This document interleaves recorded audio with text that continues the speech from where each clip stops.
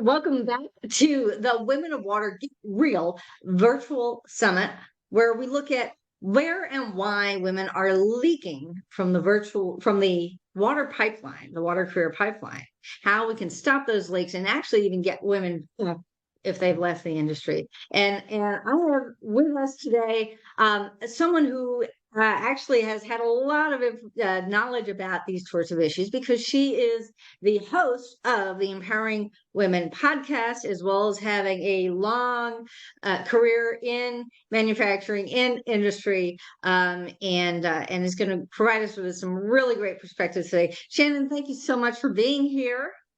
Yeah, Dr. Kai, I am thrilled to be here and with your audience. It's a fantastic conference, what you're doing. I love it. It's really shaping up to bring in so many different perspectives, right? I think what so often happens when these studies come up around women in water is your diversity in water or whatever is this oversimplification of what all women need. All women need lactation rooms or Yeah.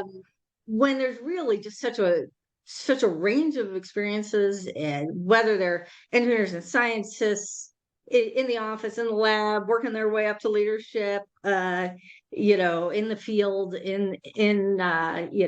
the facilities.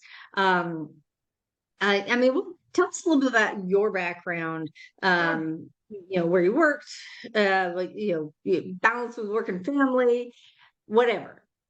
Yeah, absolutely, Kai. I'd be happy to do that. So I have a 20 plus year career in manufacturing, and I was always taught and grew up with the mentality that I could do anything I wanted to do. Although I do admit that when I told my parents I wanted to go into engineering, I got the "you want to do what" look. But I did major in chemical engineering as well as pulp and paper science and technology. And I went into the workplace, and my experience up until then, and up until I was, 22 years old, was you can do this, typically near the top of my class on my game, right? I had that very much perfectionist, A-type performing personality. And I took my first job out of college at a paper mill, and I ran into what many of your women who are listening to this and participating in the conference run into. And so I wonder what in the heck is going on here. And I've seen it in flavors and forms, and I'm sure we'll get into a little bit of that throughout my whole career. But I've worked in the paper industry. I've actually worked in optical fiber, the telecom industry. I spent some time in a consumer goods company that made electrical products. And for the last 10 or so years, I've worked for industrial manufacturer and as well as the HVAC industry. So I've spent most of my career in a very industrial setting. So for me, I've honestly seen it all, and I'm a process engineer at heart. So I see these systems in the background, and it drives me crazy. And then I just about in 2017, the light bulb went off for me, and I really started getting engaged with women's employee resource groups.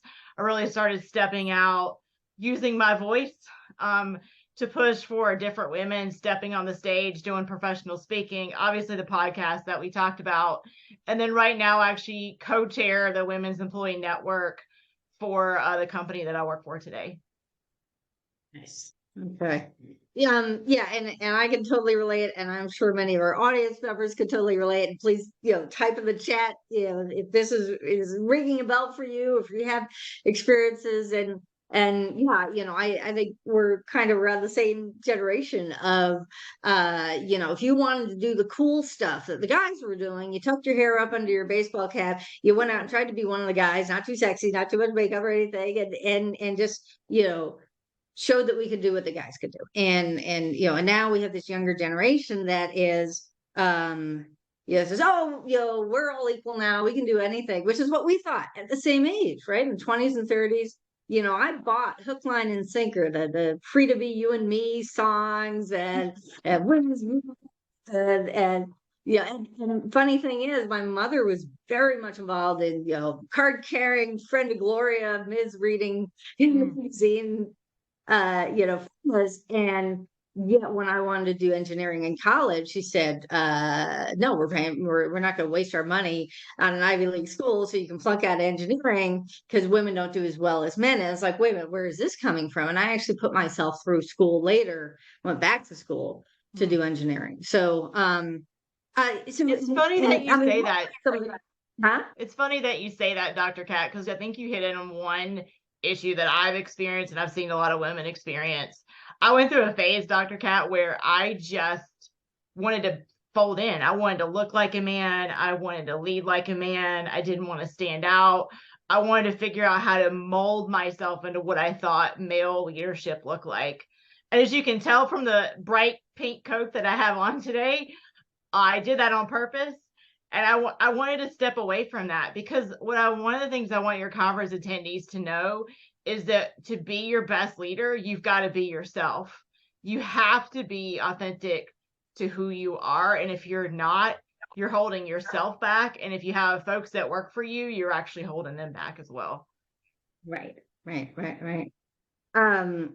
But when we are trying to be authentic at work, and I see this a lot, especially again with the younger generations, there's also just kind of understanding the politics of the organization. And you may be at a place where there are people as happened to me. I was hired at an organization. I was told, after I started, well, the real reason I recruited you is because I wanted you to be the first woman associate in the engineering division. And so I was like, and then getting transferred in office where guys were very open about the fact that women belonged at home and having babies like all their wives were doing. And women end up, it creates these delays in careers, right? I mean, this is part of what we're looking at in the career pipeline, is that women don't always have the same career path. And if you keep running into these sort of issues and then have to start over at another company, you may have to make a lateral transfer or go a step backwards, start working your way back up again. If you've also got to deal with a spouse and what their career path is, or kids, it can create all of these delays. And the next thing you know, you're competing against women who are, and men who are, 10, 15 years younger. Yeah, it's really interesting that you say that. So I'm actually reading a book right now. It's entitled A Boys and Men. But what I found interesting is there's actually a chapter on the gender pay gap, and they call it the parenting gap. So when you look at, I'm going to call it Caucasian women, this does not apply to African American women or Hispanic women. The pay gap is actually greatly reduced for women, and it's actually all equal for almost childless white women. But as soon as a woman has a child and that family aspect enters into the equation, to your point, Kat, game off, right? The whole game changes.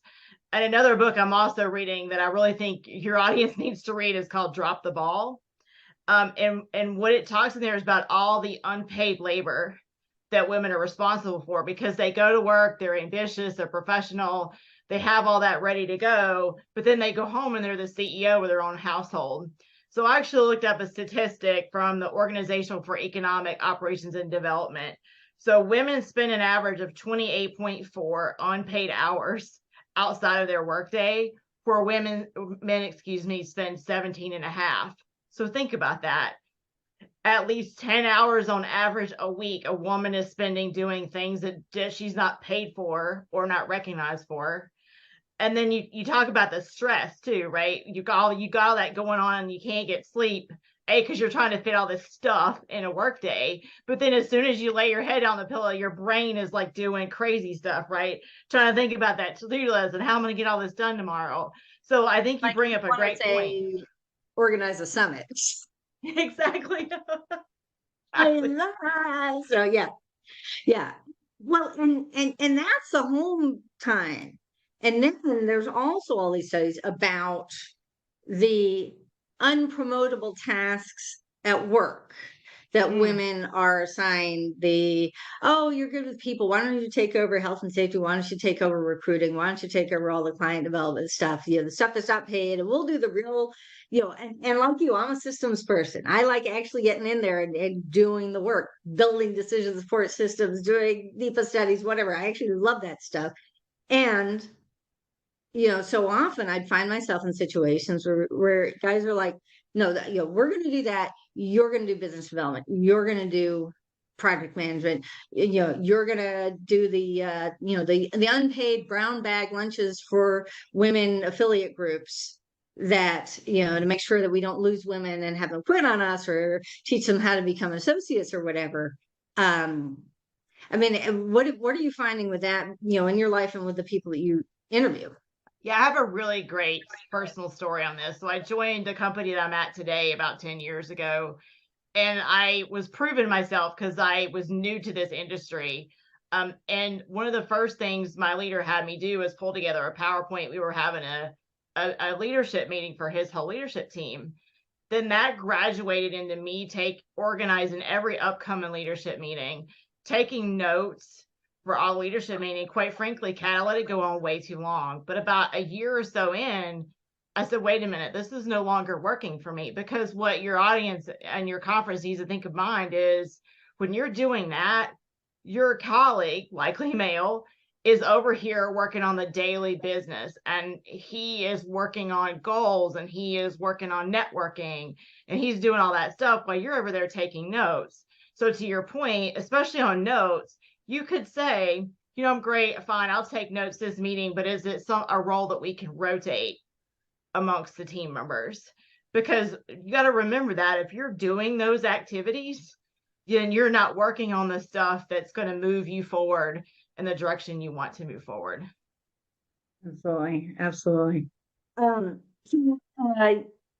some of the things that and you've been doing this podcast and the coaching and some of the, how has that evolved, and what are you seeing? Are you seeing trends in the industry? Are things changing? You got the whole COVID aspect, and women, having to be at home with kids at home, and then try to go back to work or try not to go back into the office, or what are you seeing as trends in the industry as someone who interviews a lot of women?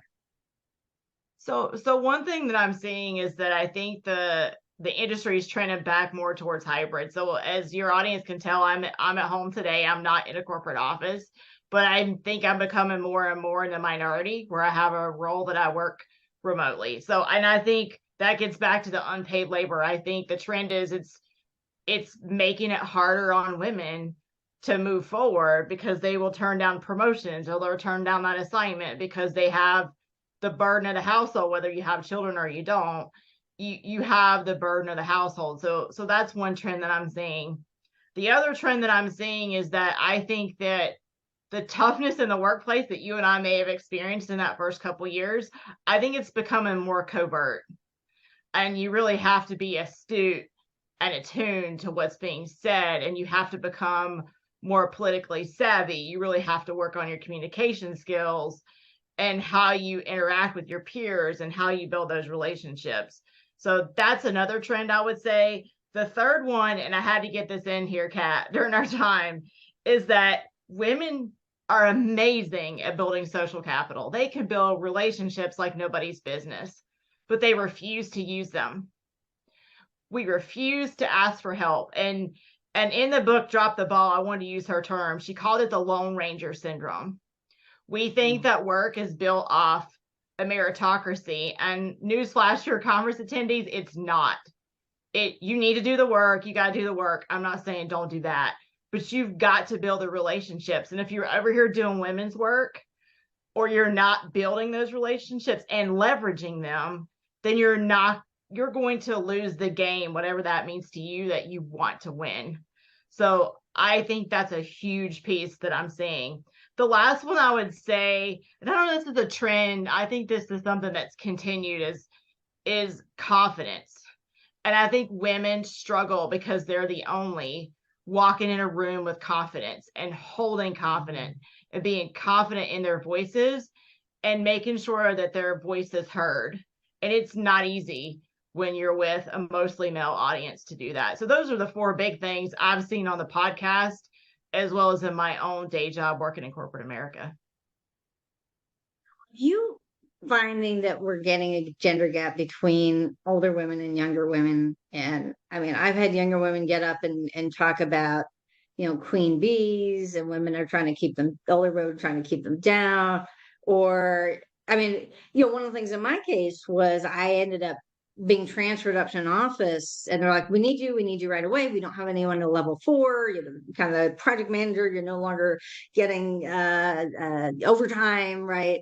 your exempt position, but or non-exempt, I remember which one. But basically what I discovered when I got up there is all the men have been promoted up to, associate level or left to work for clients because it was a boom time. We're in a boom time right now, right? There's all this infrastructure money. So, and then the younger folks were women, and we see that in a lot of offices, and they're kind of, it's a very social group and everything. And are there, like, they would come into my office crying about something that, a guy said or something, and just pushing me to say something. And that, I ended up kind of getting caught in that gap. And I don't know if, although I think some of the older millennials are now realizing that, they thought, oh, we're all equal, we have everything we want, and then finding that they're not, that things are coming up that they're, they've kind of been made the assistant to their boss, essentially. Right. So I definitely think the queen bee syndrome still exists. I think it's really based on the scarcity mindset and that there's one seat at the table. And I think maybe the system makes us believe that there's only one seat at the table. So this group of people that could be amazing and a powerhouse, they don't collectively pull together. I just love the quote. I can't remember who to attribute it to right now. When it says, just pull up another chair at the table, pull up another chair. And I think that your conference attendees need to realize there's more than room for one or two chairs at the table. So I had somebody ask me really early on in my career, they said, what kind of, in this case, female leader are you going to be? Are you going to be the one that takes care of yourself? Are you going to be the one that progresses and then figure out how to pull up others? And I think, Kat, and this is why you're having this conference, it's up to people like you and I to coach these women. And when they run into these situations, say, you know what? First of all, let's just start that I've been there with you. I've been there with you in that room or that comment or on that email, but here's some of my experiences so that people don't feel alone. Many of the women that you talk to and I talk to, they feel alone, that there's not anybody else out there. And it kind of gets back to social capital. They are there. Right. And even part of what this whole, why we call this the Women of Water Get Real, because we want to, get some things out. Although, we've already had situations with women who said, yes, I definitely want to be in, or they comment on some of our posts, said, great, would you like to be a speaker? They talk about bullying. They talk about, being in a 2-engineer household and that employers, it's not that the husband's not supportive, but the employers don't see them the same way, and they don't have opportunities to have a place for both of them, or and it's just gosh, I don't know, it's how do you explain to people that the reasons why we might make some decisions that might be about making sure that we are making a place for women to rise, and it's not, if we don't say exactly the right thing and exactly the right language or with exactly the right pronouns, that it doesn't mean that we're not being supportive. It's just that we're trying to make sure that women are not only getting hired, but actually can rise to leadership.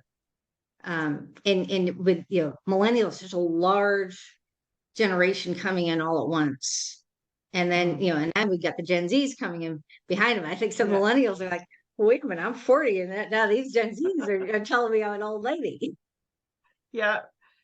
Yeah, and I think it's honestly, Kat, my passion. While I want to bring women into STEM, I love that piece of it. My focus has actually been on retaining women in the industry. So there was and I'm looking down because I want to get the numbers right. There was a Society of Women Engineers study, and in 2001, women were only 14% of engineers in the workforce.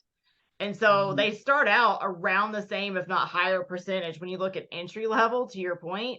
But if you look at 15, 19 years from that point, only 20% of them still work in engineering occupations. So to me, we obviously need to get women in STEM, because if you look at engineering and IT graduates, it's not changed very much. But when you look at, the problem is people get there, they get bullied, they get harassed, they don't have a network to support them to help them get through it. And they just say, screw this. I'm leaving. I'm going to go find a place, even if it's not in a technical field, where I'm appreciated and where I feel psychologically safe, and that I want to make that happen. So we have to, as the women on this call, you have to use one another, and you have to figure out how we change the systems from the inside out.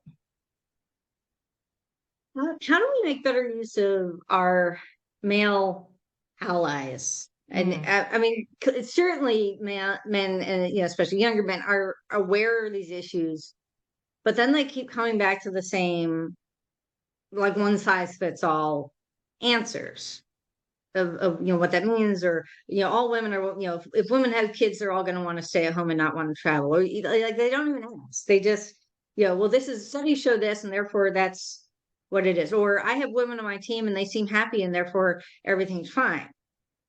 Like, how do we get guys to more actively talk to the women in their teams and help to change that system, because we can't do it alone. Yeah, I think to your point, one of the things that, first of all, we got to start to understand one another.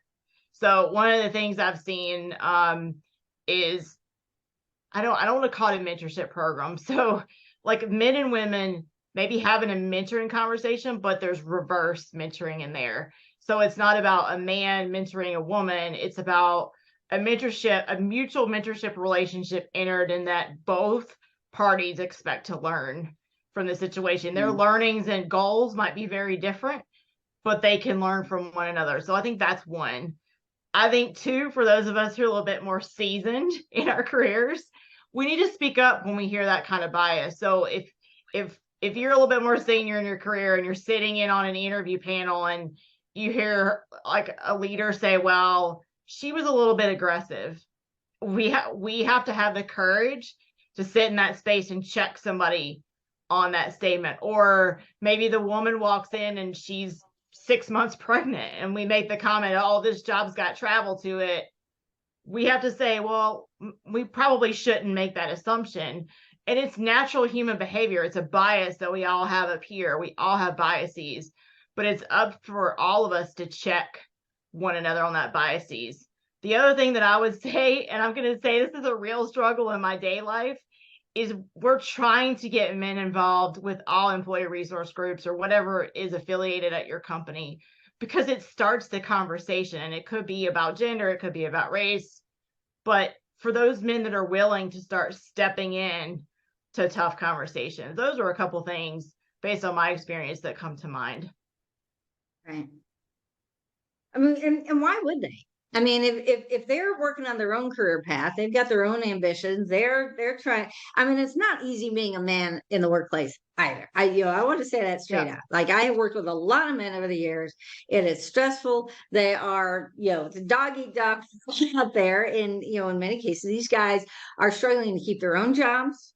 And it may not be that they're, there are some men that overtly want women out or covertly want women out. And there's an excellent book. I was just looking for it before we started, called Hush Money.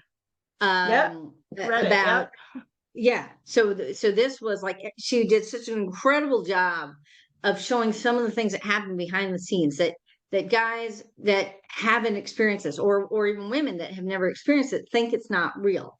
But I've had things almost word for word, like when people aren't there, the kinds of things people will say, and then how they present it at a meeting to show, oh, well, we knew that you had to take care of your mother, so we picked someone else to speak at that conference on your work, those kinds of things. Yeah. And then behind the scenes is, you don't belong here anyway, and you shouldn't be here. And yes, it was about a Black woman, but as a woman in engineering, that happens too. And even with women in non-technical or like mainstream, like women in support roles, women in admin, women in HR, women, I've had women who refuse to work on my projects because they don't think women belong in engineering, or because they know that their career path is tied to their boss. And so working for a woman engineer would not be a good thing for them. Right. Yeah. But I think that it's really easy for me to say this as a second thing to live it. But at the end of the day, to all the folks attending your conference, you own your future. And why do you want a leader or a male colleague or a family member telling you what makes you happy and where do you want to be in your career. So you're not trying to please all those people. You might be, but I would caution you that that's probably not the right path. And I get what I'm telling you is really hard, but you have to step into your authenticity. You have to understand what makes you happy. And you're not doing that for them, you're doing it for yourself. Yeah. And I think Absolutely. that is so critically important. Yeah. Yeah. I'm actually, funny enough, during the interview, someone called me about a position. It was one of those things, Indeed sent me a little, we talked to me Yeah. for the job, and I just, sent something in, and next thing I know, they're like, oh my God, you've got this great resume, you've got this great experience, and, we'd love to have you, and, this position, might be this, might be that, are you okay with that? And I was like, yeah, absolutely, because I've had, situations, and I know of other people who've had situations where, it's a younger manager who is on their own career path, man or woman, who's like, well, I'd never go into a position that level at my age, or I'd never, you'd certainly be bored.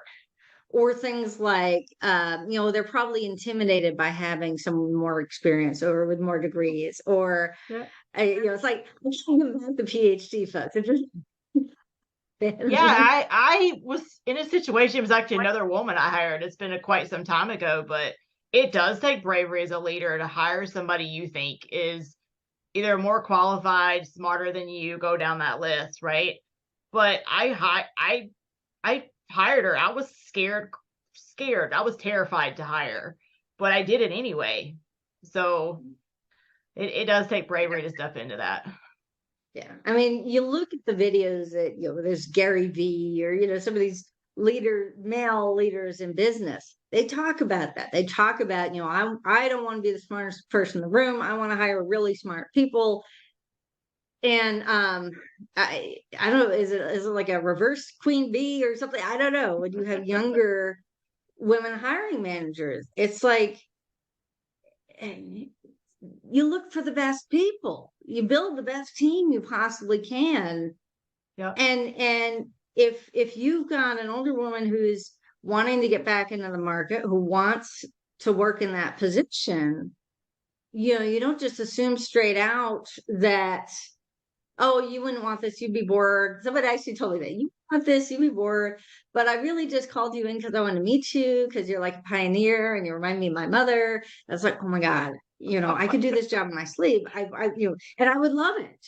It's not that I would be bored. There's a time in your life when maybe a little boredom is a Well, when to you, your point, it sort of gets back to the bias of the person who's either having a family or whatever.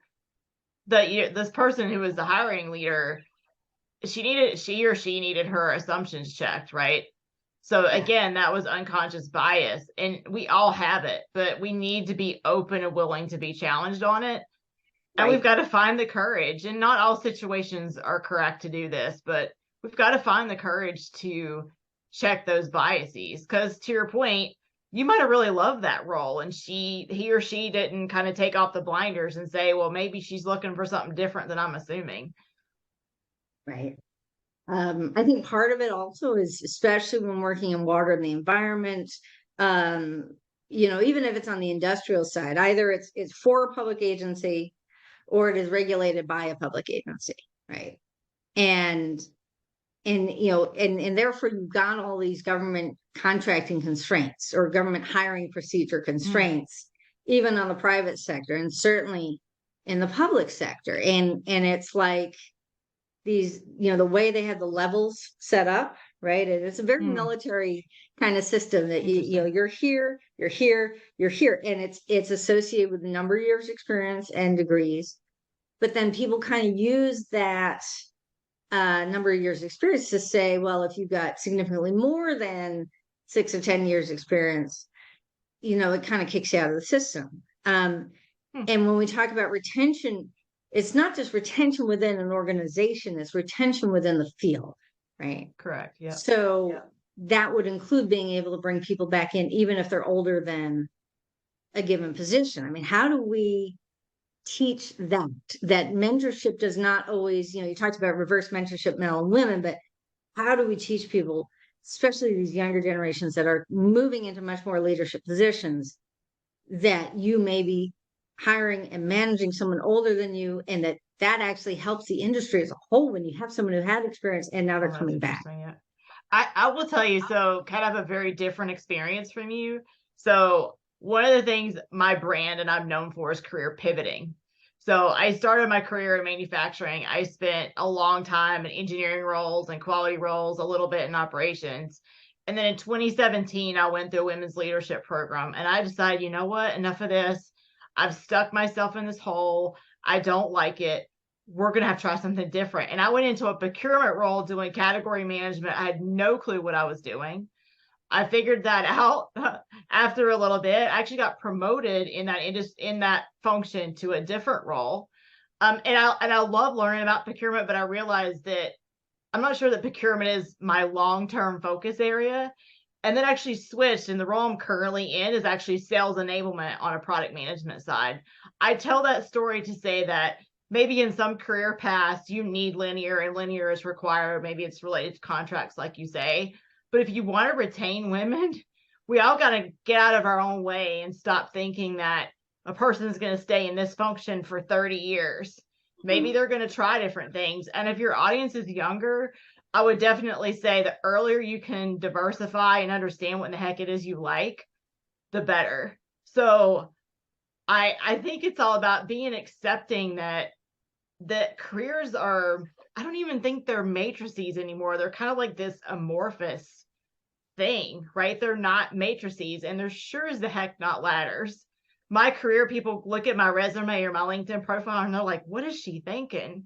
But I have an amazing career and I've learned so many things, but it's definitely not a ladder or a matrix.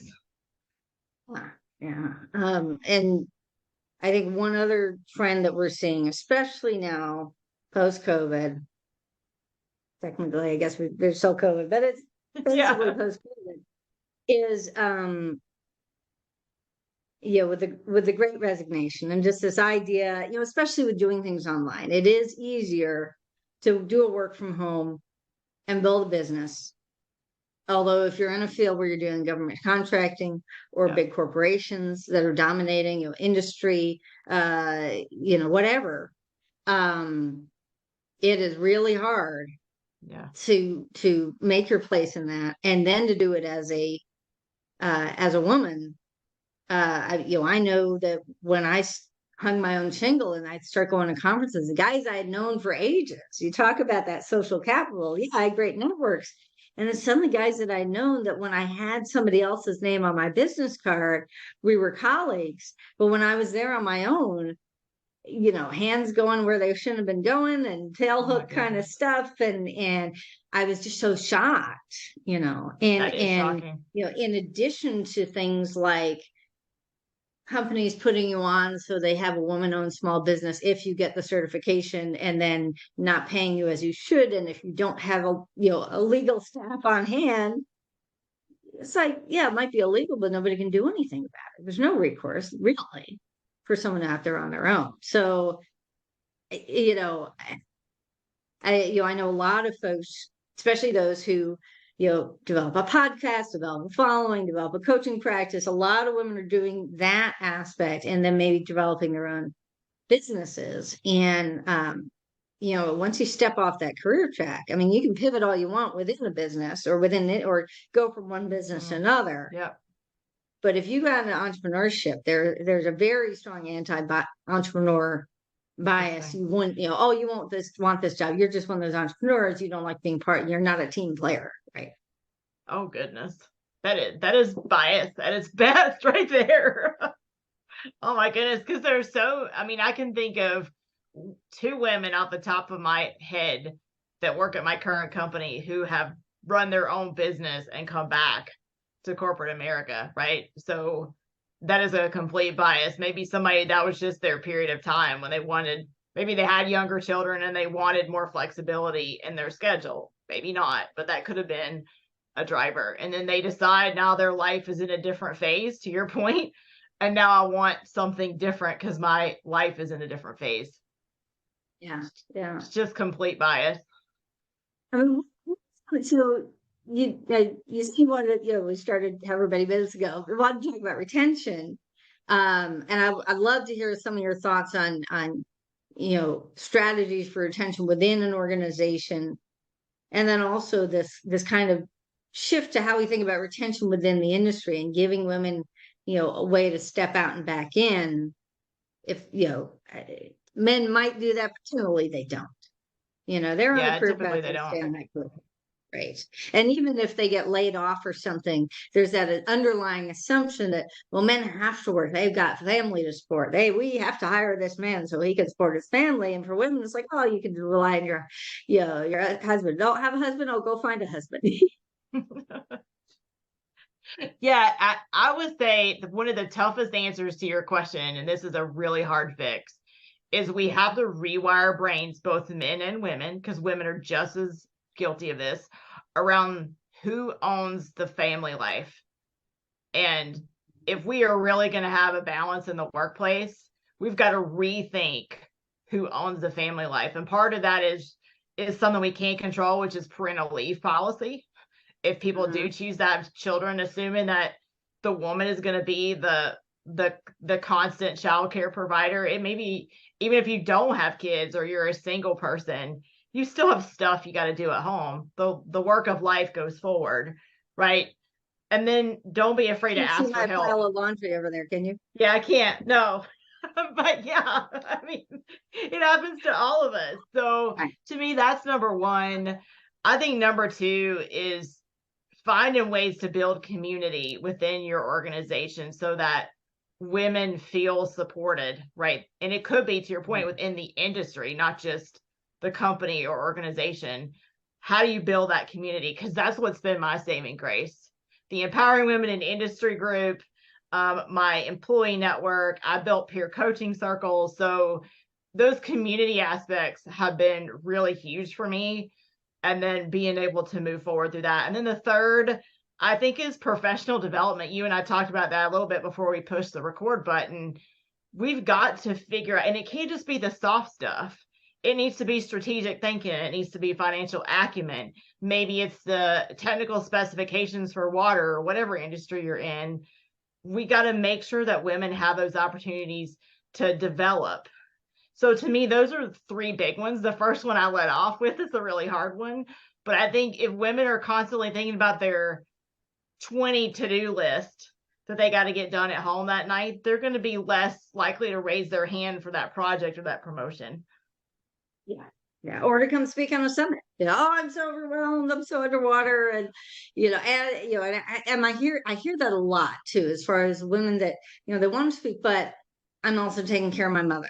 Or, we're moving my mother into a home this weekend, or she's in the hospital this, there is that, they're the automatic caretaker. Yeah, and I'll share my own personal story. I'm single and I do not have children, but my dad unfortunately passed away in December of 2020 unexpectedly. And my mom looked at me and said, I want to move in with you. And I was like, I don't even know how to process this, right? And my mom is very able-bodied. She doesn't have any major health issues, thank goodness. But there's still an aspect of that. Like, I took on her financials. If she's got, a major health issue, like I've taken that on now, and that's minor compared to what a lot of people deal with. So I get it, but I find ways to fit this stuff in, to your point, Kat, because I'm passionate about it. But I want to see more women on these stages and using their voice. Yeah. Speaking of stages, as we ramp up, since you are working with the Empowering Women podcast, and we want to thank the Empowering Women podcast, we're going to be actually on one of your shows. Yeah, we are. Summit is broadcast. Can we talk a little bit about the Empowering Women program, the Empowering Women Industry events, the monthly free events that they have? I think because we can definitely include that on the page where you're watching this video. You can find the links to all of that. Yeah, so Empowering Women in Industry was started, I believe, in 2017 or 18 by Charlie Matthews. And we are an organization that's connecting and empowering and educating women. We have the podcast, obviously. I've successfully talked about that a couple of times. but we have monthly meetups that are currently free. So you can just come to those. There's different topics. Sometimes it's a little bit open one. It really depends on what's going on. We have a book club right now that we're reading called Trust Your Own Voice by Karen Lau. So that gets into communication skills and having the presence and the voice to speak up. So we're doing that. We also have mentoring circles right now that we have. Speaking of social capital and connectivity, we have those who are facilitated by the amazing Stacy Cassio from the Pink Metro Network. And then we have our annual conference, which is October 5th in Chicago, which is partnered on the back end of WEFTech. So if you're there, please come join us. It is an inspiring experience. So all those go on all the time. There is an Empowering Women in Industry magazine that will be launched in March of this year. So that's very new. I'm excited about Charlie's endeavor on that. So there's lots going on with this organization. We would love to see you as part of conferences or even just an hour meetup call. We'd love to meet you. Yeah. And I've really, as a woman in water, I've seen, and there are some women out there, won't name names, but who have no connection to water. It's like, oh, look at all these frustrated women in water. I'm gonna make money off of them as a coach, or I'm gonna, raise a bunch of money to do a program for gender parity, and then get them to go on, retreats with Deepak Chopra or whatever, a bunch of money, and don't really have the experience within the industry. And one of the things that has impressed me about, and I've interviewed Charlie before, she publishes Empowering Pumps and works with people within the industry through that publication. And this kind of evolved out of her leadership that she was doing for herself as a business owner and working with all these women. And I was able to go to an Empowering Women event after the last WEFTech in fall of 2022. Okay. And yeah, that she really, it's not her trying to tell women of water what to do. It's she provides spaces on the stage for women from Xylem, from Lane, from from different companies. She does the fashion show with I love that. PPE.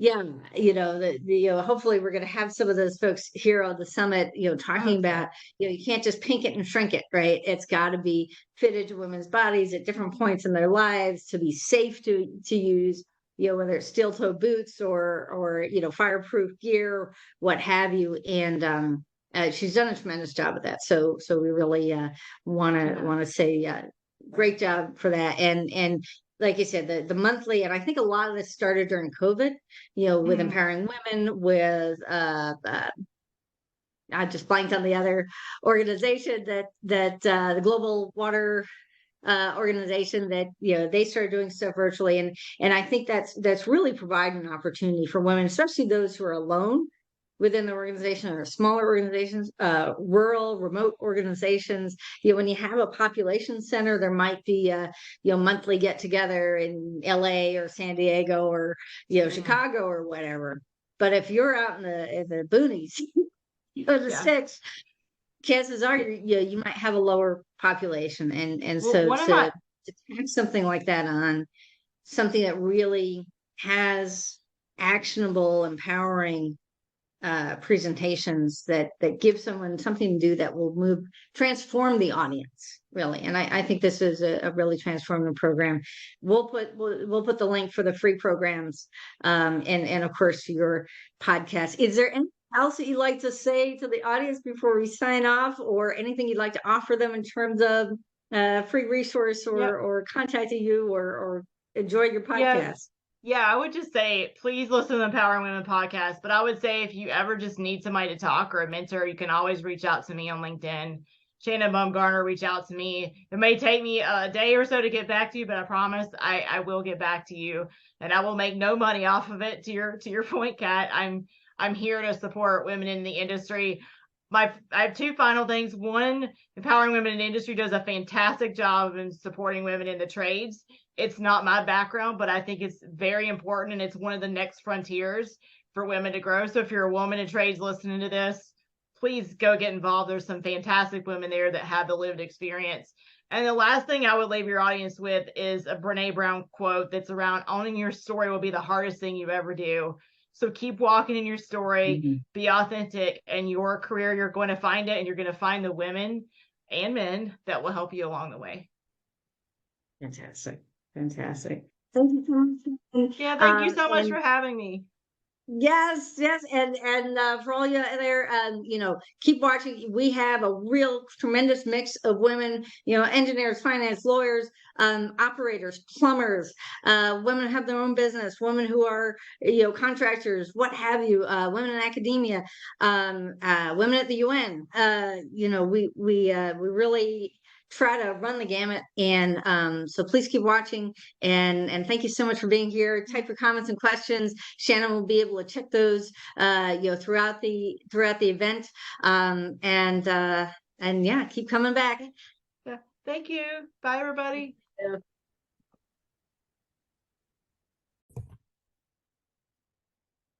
Thanks so much for joining us for this extraordinary conversation, one of 45 extraordinary conversations we had as part of the Women of Water Get Real virtual summit, where we explored where and why women are leaking from the water career pipeline, how we can stop those leaks, and even bring women back to water. I hope that you will enjoy all of these amazing interviews. If you don't have a chance to watch all of them during the summit, you have the opportunity to join us with a power pack and get lifetime access to all the videos, as well as an opportunity to join us for 30 days in a brand new community where we will dig even deeper in live facilitated conversations about some of the issues that are facing women in water. Look forward to seeing you there. Please join us at watercitizen.org/women, watercitizen.org/women for more information. See you again soon.